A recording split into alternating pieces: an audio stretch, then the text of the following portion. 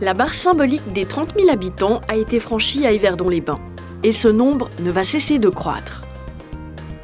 Pour traiter les 450 litres d'eau usée générés chaque jour par habitant, il faut impérativement moderniser une station d'épuration déjà sexagénaire.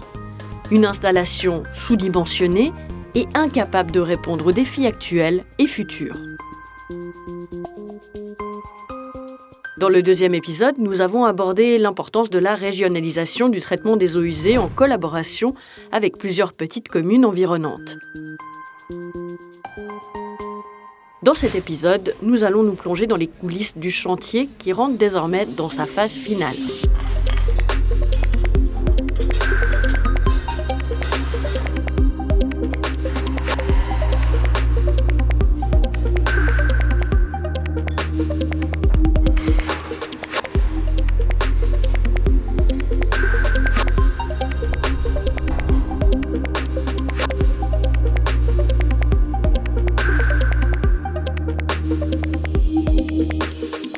Un ouvrage complexe qui doit se dérouler sans pénaliser le traitement quotidien des eaux usées de la région.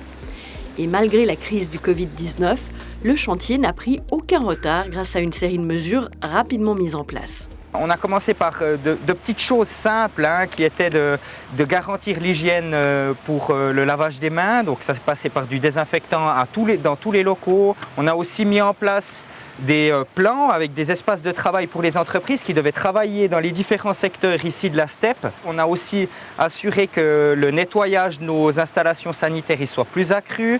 On a mis en place aussi un système d'audit. Donc chaque semaine, on venait auditer les mesures pour toujours améliorer et adapter le système.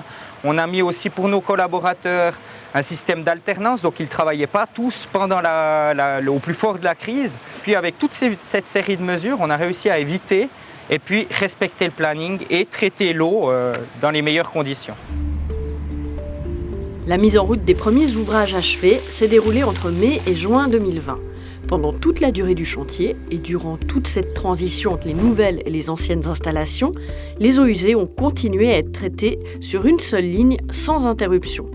Il a fallu ainsi gérer le passage de l'ancien au nouveau système. On a dû créer une nouvelle conduite qui amenait l'eau sur les bassins, mais la plus grosse partie était toute la partie distribution électrique et commande qui passait entre les deux lignes de traitement et qu'on a dû ramener d'un côté des anciens bassins pour pouvoir faire les travaux de la première partie de la nouvelle construction.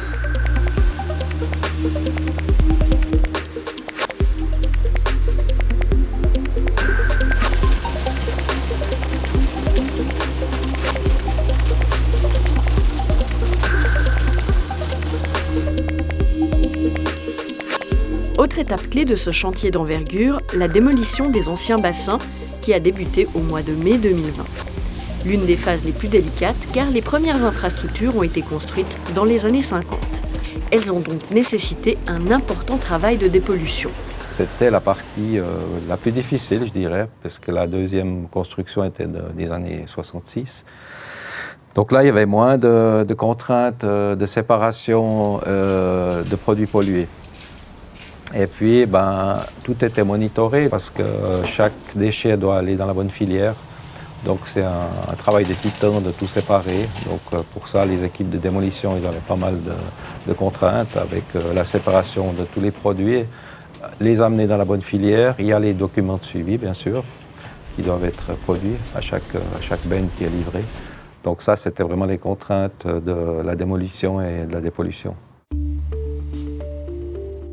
Et dans la nouvelle construction qui a débuté au mois de septembre 2020, côté génie civil, on a aussi rencontré un défi structurel.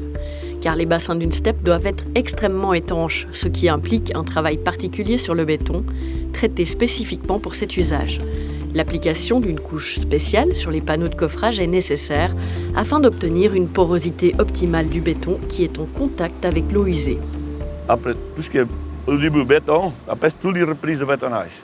Il doit être traité avec un joint qu'on va mettre au milieu du mur, ou bien au milieu du radier, pour garantir qu'il n'y a pas de fuite d'eau, que c'est bien étanche. Parce que si ce n'est pas bien étanche, comme on vient de dire tout à l'heure, là on a une nappe phréatique qui va se mélanger, ça ne va pas y aller. Ici, après dans les murs, comme on constate qu'ils sont moitié dehors de terre, alors, si le joint ne fait pas bien son travail, ça va couler. Puis ça, c'est un traitement qu'il faut vraiment le soigner. La nouvelle installation qui fonctionne depuis la fin du printemps offre déjà des performances accrues et désormais entièrement automatisée. En plus du carbone et du phosphore, l'azote est traité juste après la première décontation, ce qui n'était tout simplement pas possible dans les anciens bassins. L'eau renvoyée dans le lac, également débarrassée de ses nitrates, est ainsi conforme aux nouvelles normes de rejet plus sévères. La qualité des eaux traitées s'est ainsi beaucoup améliorée. On a évidemment plus de capacité, déjà un peu plus de capacité actuellement avec 2 lignes.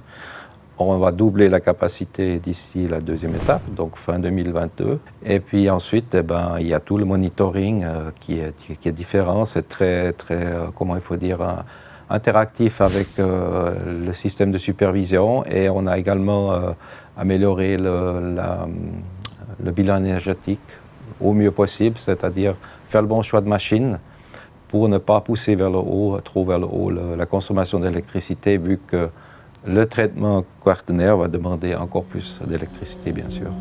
Après la fin de la deuxième étape de construction, il y aura la troisième étape, la construction du traitement des micropolluants, un chantier qu'il faut anticiper.